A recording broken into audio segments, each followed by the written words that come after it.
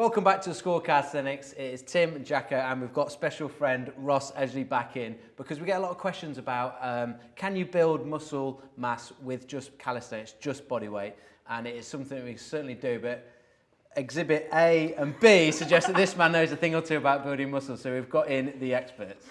So yeah, it doesn't matter what your workout is, there are always three principles to muscular hypertrophy, and they can be broken down into the following. First is mechanical tension. This is almost, to put it in layman's terms, your powerlifting. It's just strength training, your body's ability to generate force. Next you have metabolic stress, which is more bodybuilding centric, higher rep ranges, and that's kind of where you're chasing the pump basically. Drop sets, cluster sets, all those types of things. And then lastly, muscle damage. Eccentric contractions, basically where you are lowering the weight, and also this can kind of be akin more to CrossFit, but what's worth noting is all of these are kind of variable and they link with each other, and within one workout you might do all three over a week, over a month, but today we're basically going to run through different body parts and how you can apply all of these solely using your own body weight.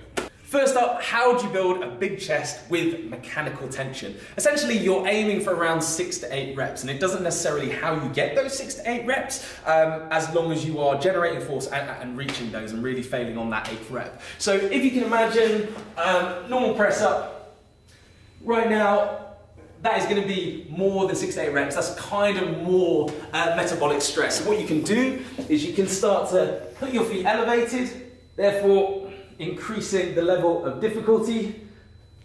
But if you can still do more than 6 to 8 reps, what you could do is recruit someone big and heavy like Jacko.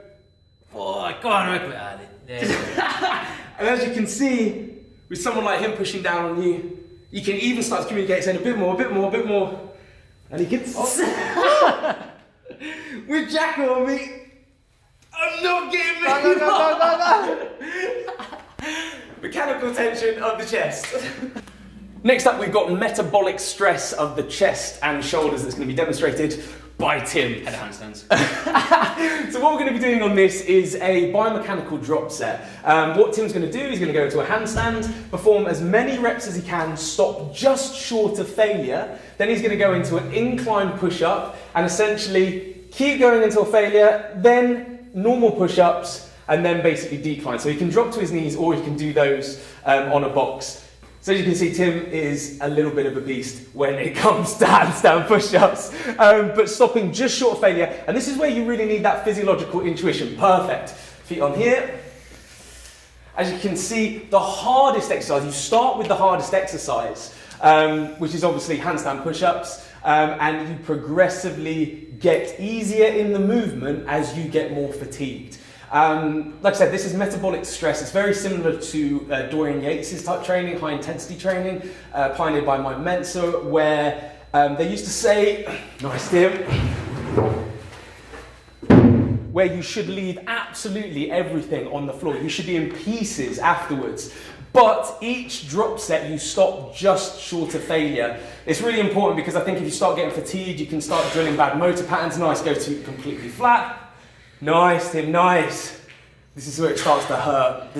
And what's important as well is Dorian Yates used to say at the end of this drop set, if you could do another set, this wasn't hard enough. That's how hard you should be training. You should be in absolute pieces. Nice, Tim. You should be in pieces on the floor. After this, he's going to drop to his knees.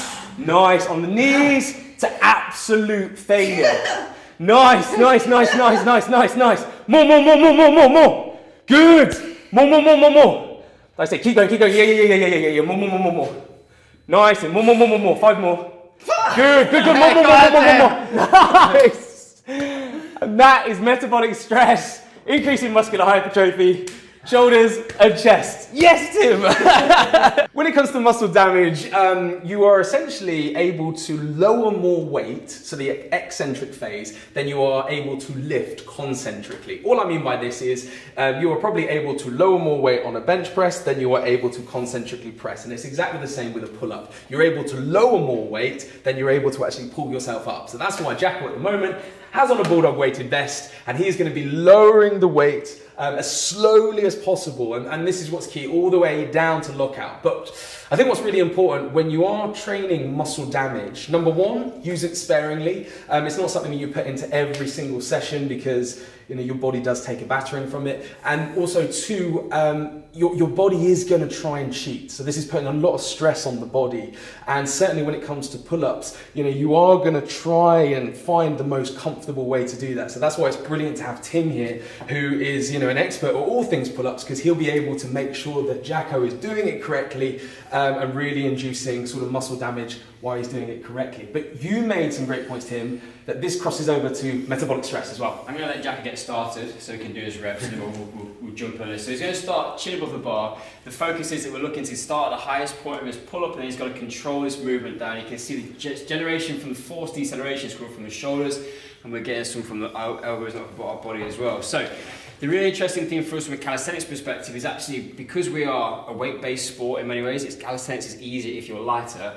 We're not that interested in becoming big and weak, which you can get from training a large amount of metabolic stress. So the muscle damage here we're doing links in with a bit more mechanical tension because we're handling high amounts of force. But what we're doing is increasing muscle size. As a result, 101.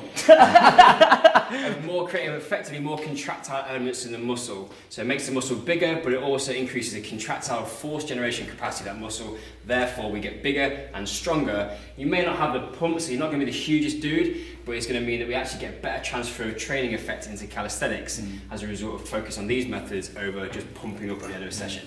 Having said that, there is value in that because lactic acid accumulation is going to also create some response with hypertrophy, but it's just understanding how you're going to best optimize what you want. Bodybuilders need to do metabolic stress because they get bigger doing it, but that's not a massive priority for us. You can see Dave's actually started to work quite hard. The reps start to increase in speed a little bit because he's struggling to decelerate.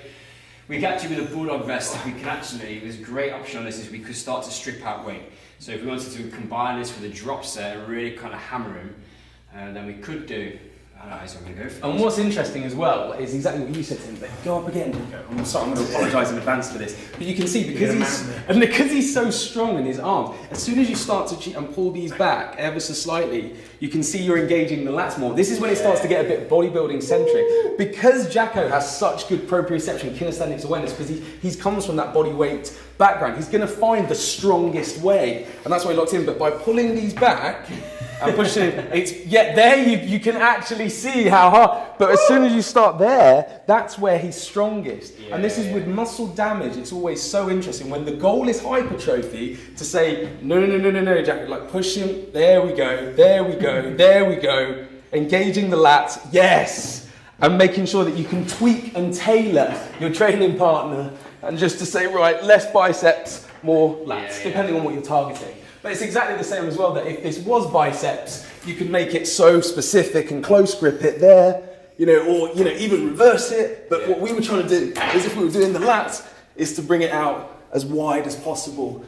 Whereas you were very much like that because you're so strong in your arms. The interesting thing about that's our muscle up position. So if we're going to try and generate speed, we want to be in here because that is then going to become here. If we're out wide, we're just going to come transitioning out there. And the last place you want to be firing fast internal rotation is out here somewhere. It's a brilliant point. So that's you've drilled those motor patterns for so long, but when you have someone who's a little bit more sort of bodybuilding centric and hypertrophy, you can say, oh no, hang on, pull that back, and you go, oh. So it's just depending on what your goal is. Yeah, I think that's the most important thing, and we really encourage you guys out there and girls that you have something that you're working towards, like that's an actual a goal that you can actually quantify, rather than I just want to get bigger like this year now, or that, like if I'm going to work on a muscle up, I might have that position set up to be able to do that because I've got one eye on something else whilst I'm training a different variable like this and this. It's exactly that, Out of breath. So that's a bit of an overview of some bodyweight basics when we're talking about hypertrophy. There's lots of different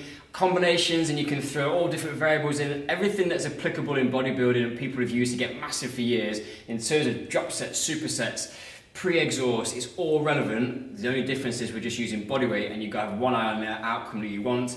Getting big for the sake of it in calisthenics might not be the best thing, But if you're away traveling, you haven't got access to a full gym and you are focusing on more bodyweight type training, you can use your bodyweight just as effective as you can with barbell, dumbbell, kettlebell. Well said.